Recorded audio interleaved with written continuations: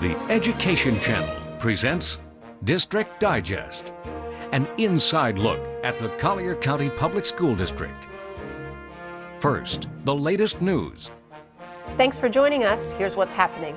It's about reciprocity in the district's Principal for a Day program. Business and community members get a first-hand look at a typical day in the life of a principal. And principals then have a chance to spend some time in the community and experience the world outside their school walls. It's a great learning opportunity for everyone.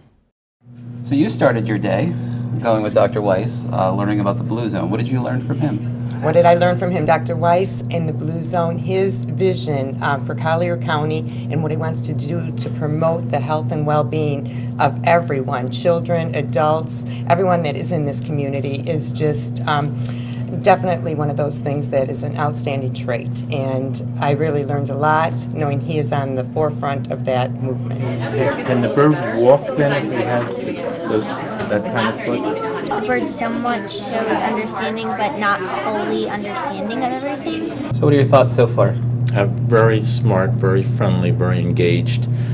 Parents, teachers, the kids. I just had the pleasure of being with some kids who are talking to me about what goes on, not only in school, but also outside of school. Before they go to sleep, they were texting each other, planning their project. They're putting together an imaginary bird to do well in a desert environment. It's just breathtaking to see this going on. Most of the people that do this program, what do they tell you about your job? About my job, the variety in our jobs. Seeing the kids always doing the right thing is just the joy we have, but seeing all different aspects from the business end to whatever may come up, situations, crisis, things like that, but just seeing the variety and also seeing the dedication that the teachers and the whole community have to the education of children for Collier County. I think it's such a wonderful idea to bring people into the school. Believe it or not, schools are sort of a black box these days, and I don't think the representation and the picture I'm getting is so positive that I'll be sharing with many other people going forward. And I think bringing the community in and sharing the good work is just unimaginably good for everyone, particularly the kids who we're trying to serve. And then there's lunch. And there's a lunch. It's probably, when I'm growing up, it was one of my favorite activities. It still is. Does it give you a little bump of energy when other people come in and do your job with you? It does, and it's fun to show off what we do in honesty. Now, coming up on this edition of District Digest, we'll share details about Science Education Week and the Hour of Code that's coming up. Then we'll find out more about training opportunities for our teachers in areas of advanced studies. We'll learn about 2 great new programs at Parkside Elementary School. And finally, we'll answer some important questions about bicycle safety. That's all straight ahead on this edition of District Digest. Plus, this is Tracy Kohler. Join me for a special feature here on District Digest, coming up in about 10 minutes. We'll tell you what's cool in school. Please stay with us here on the Education Channel, your window to education. On the air on Comcast Cable 99 and online at collierschools.com. Attention Collier County Public School parents. Have you ever wondered if your child's school bus is running late on any given afternoon? Well, we've got good news. You can now find out if your child's bus is late on the trip home by going online. Check the homepage of the school district website at collierschools.com. When a school bus is delayed by more than a half hour, a late bus notice link appears on the right side of the homepage. Click on it to find out.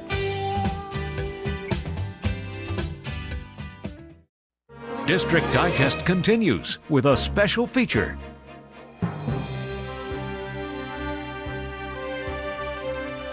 Our first guest today is Dr. Tracy Kohler. She is the Director of STEM Resources, Instructional Technology, and Media Services. Thank you for joining us. Thank you.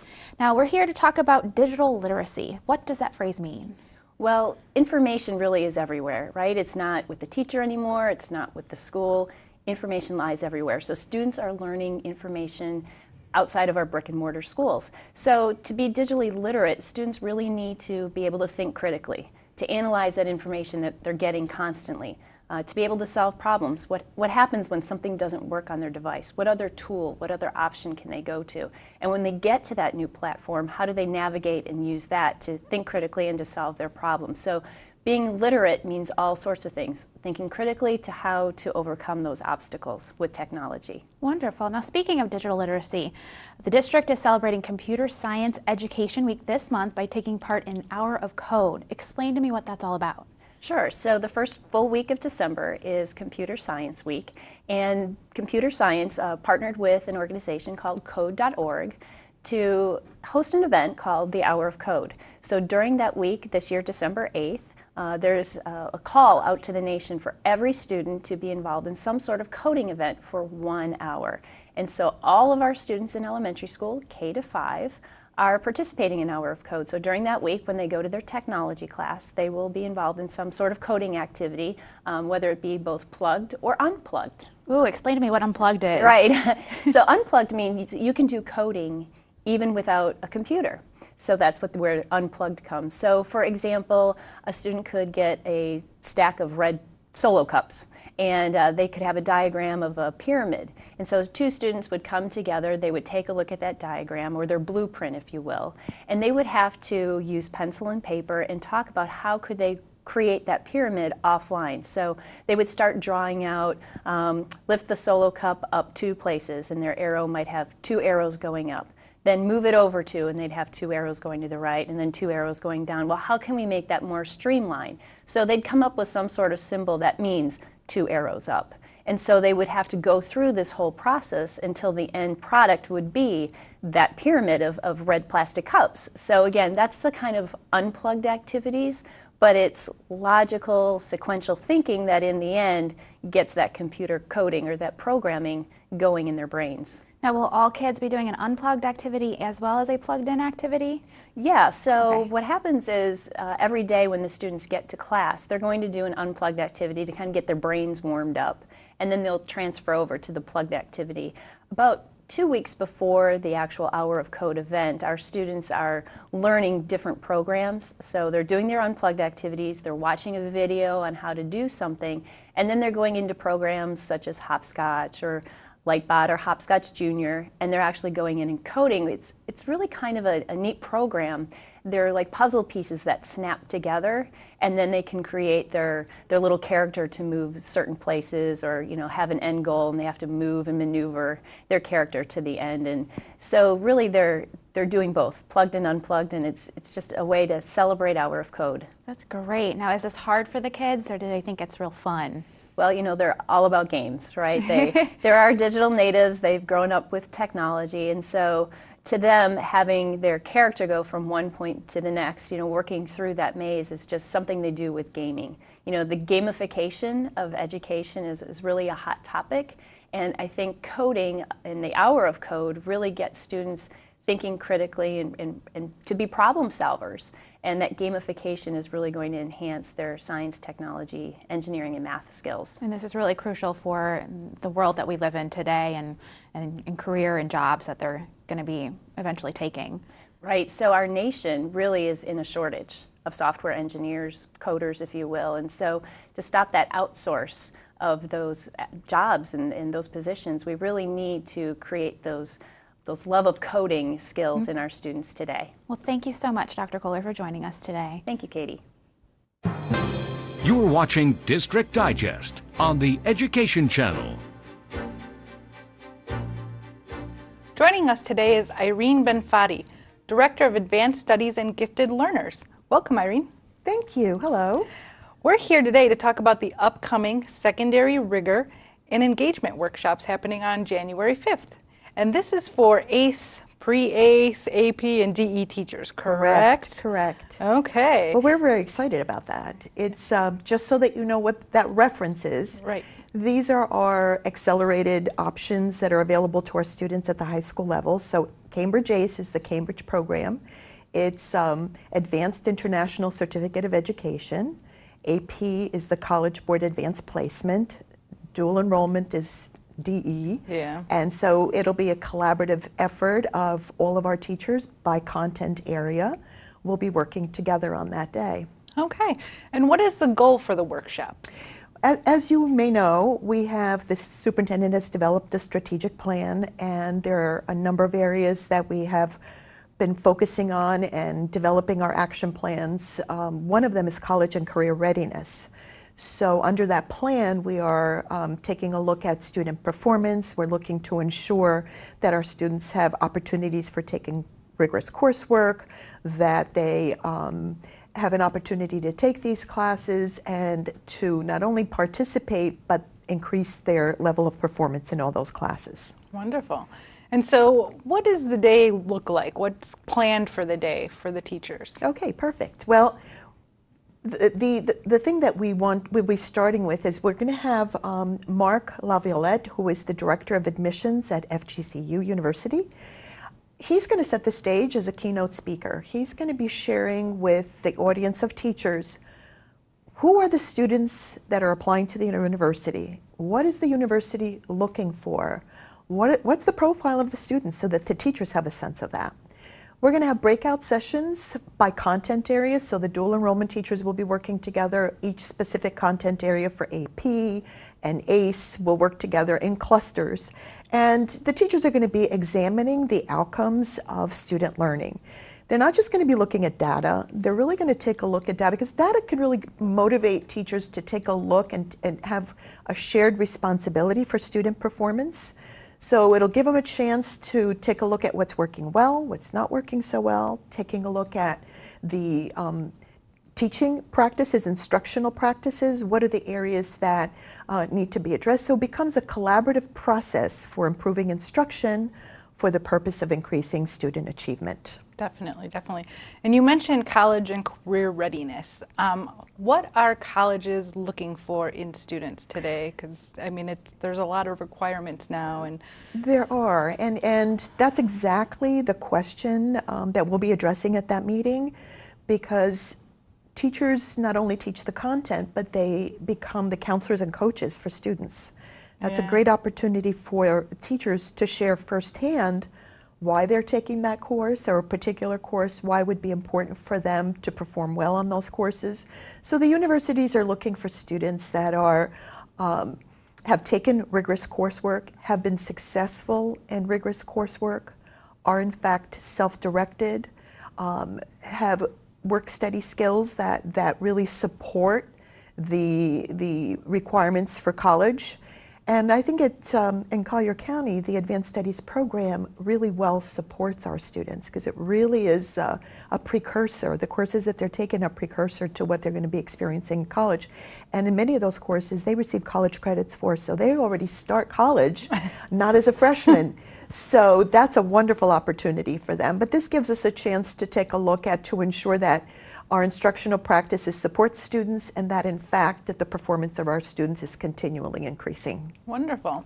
And for parents, is there a place on our website where we have resources where they can find out about these programs? And on our Advanced Studies and Gifted Learners website, that is available on the district website, and you'd have to go into departments, scroll down from departments to Advanced Studies and Gifted Learners, and go into the parent link, and it will share a lot of information with regard to both ACE and AP and dual enrollment, the various courses that we offer under the Advanced Studies umbrella. And the other opportunity as well is that each high school has a website as well, and they've been working really hard to update that. So there are a number of areas, and they can always give us a call or give the guidance counselors a call at their high schools. Wonderful. Well, again, for our parents, visit collierschools.com. And Irene, thank you for joining us today. It's my pleasure. Thank you so much for having me. District Digest continues as we open your window to education, taking you inside the classroom so you can see what's cool in school. With BYOD, STEM, and today's cool school technology, here's Dr. Tracy Kohler. This school year, every fourth grade student in the district will be participating in a science, technology, engineering, and mathematics, or STEM competition during the school day. Fourth graders will be investigating, designing, and prototyping their own projects using Little Bits. Little Bits modules are tiny color-coded circuit boards that snap together magnetically.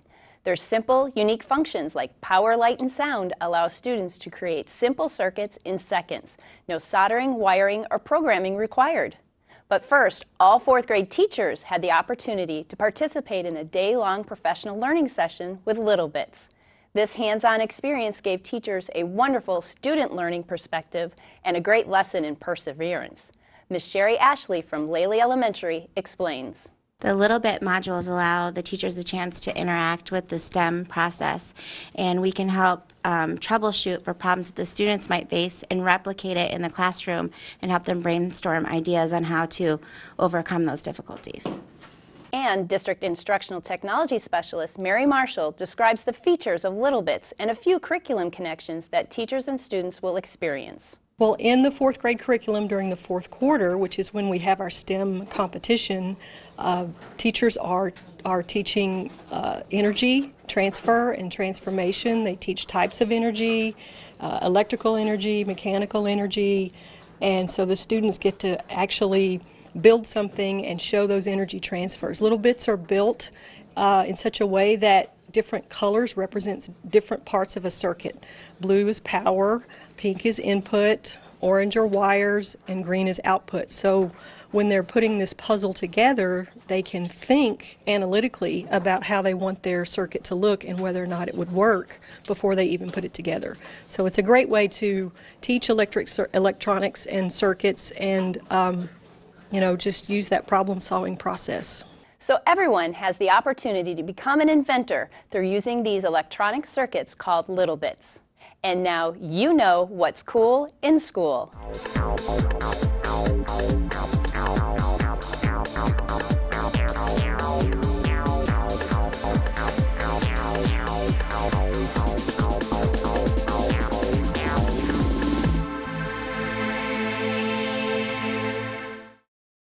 It's time for our District Digest School Special.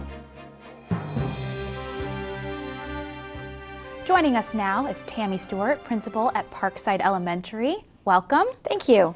Now you're here to talk about Project 41 volunteer program that started last year. What is it? Yes. Well, Tom Gemmer, who is our school counselor, and I, we went to an East Naples Kiwanis meeting, and we were able to share information about our school and the needs of our school. And the subsequent result of that was we made some great connections through the East Naples Kiwanis. One gentleman in particular, Reiner Obrick, who we affectionately call Opa at Parkside, he really understood the needs of our school and came up with this great idea, Project 41. At that time, we had 41 classrooms, and his goal was to help us get a classroom volunteer in every single room. So he has been such a great help for us. He's gone to community groups to talk to them about our school. He's written articles for various publications, and he's made a number of contacts. So his efforts have certainly resulted in us being able to increase our volunteer ranks. And how is this initiative going so far? It is going well. We are about halfway there, I would say, with the number of volunteers in classrooms. So we are certainly seeing the results of Opa's efforts and his commitment to our school. And how do volunteers make a difference at Parkside? They make a huge difference. Our parents aren't always able to volunteer for a variety of reasons. They work, and so we aren't able to draw a lot of volunteers through our parent community. So we're always reaching out to the community. They serve in a variety of capacities at our school. The classroom volunteer is really important. The volunteer is connected with a particular classroom and develops a great relationship with the children and the teacher, and really becomes a part of that classroom community. They may help students read, help them during center time, but the bottom line is, and I think the most important piece of that is, they build great relationships with the kids, and we have wonderful children who really appreciate the volunteers, as do our teachers. So that's one area where they help as a classroom volunteer. And then they also serve as reading buddies sometimes for our children. We have a reading incentive program at our school called Race On, where students read books and then they take little comprehension quizzes on the computer. They earn points through this, and then we provide incentives along the way to encourage them to read. Well, it's really helpful if we have some reading buddies for our kids who can provide a little additional help, especially for our striving readers, and sit right alongside them and help them read and take those quizzes on the computer. It really helps our children increase their reading comprehension, and they look forward to connecting with that reading buddy volunteer. And then our volunteers also, sometimes they like to serve as sort of special event field trip volunteers.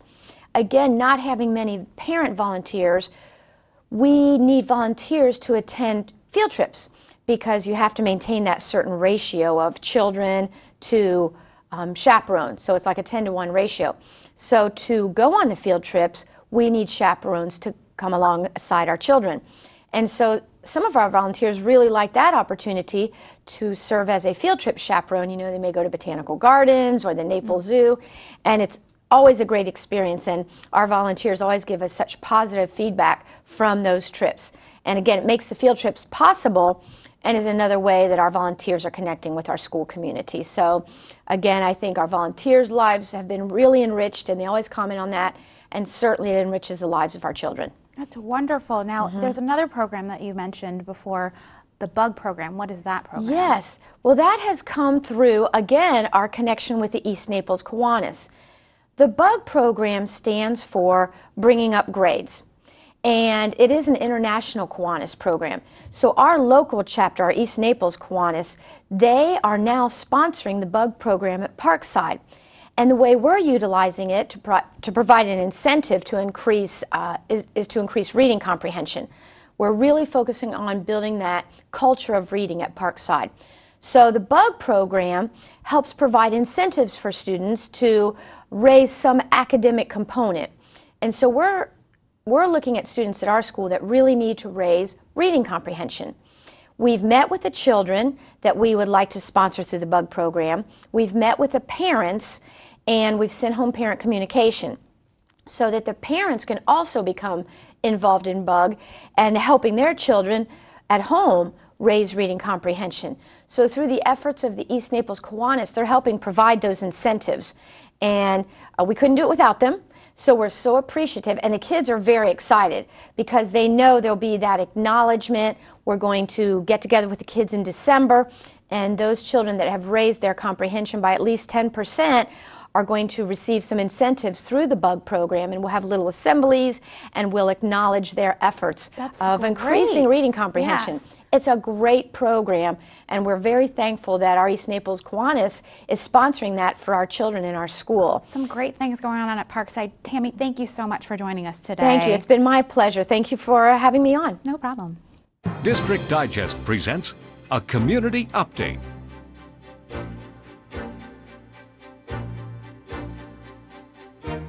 Well, our final guest on District Digest is Jody Walborn, a community educator with Safe Routes to School. Jody, welcome to the program. Thank you. I'm happy to be here.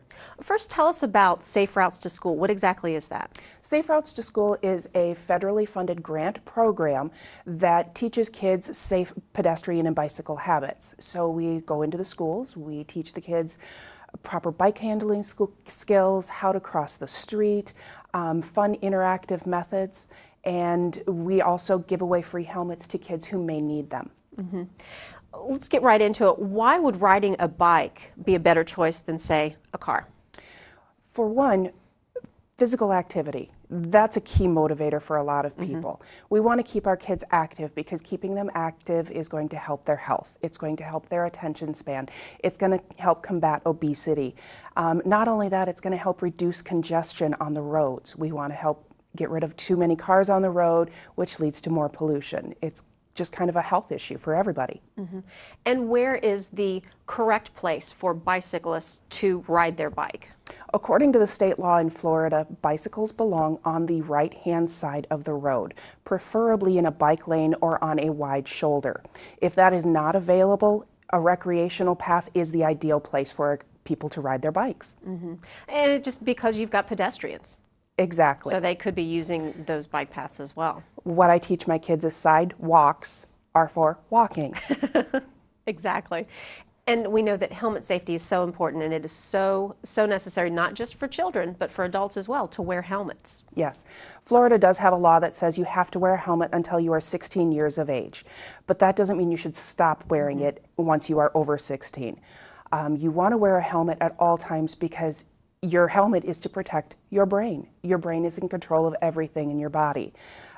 We teach the kids you don't have to wear knee pads. That's not the law in Florida.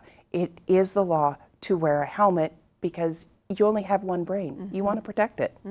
And in the unfortunate event that you do run into something or someone runs into you and you fall off your bike, if you hit your head, if you've got a helmet, at least that's going to minimize the potential. There were some statistics recently released that 116 fatalities in Florida in 2012, 102 of those fatalities were not wearing helmets. And it's such an easy thing to do. It is. And it's not just wearing a helmet, it's making sure that it is fitted to your head. It's not wearing it too far back or too far forward. You want to make sure that it sits level on your head and that it is securely fastened.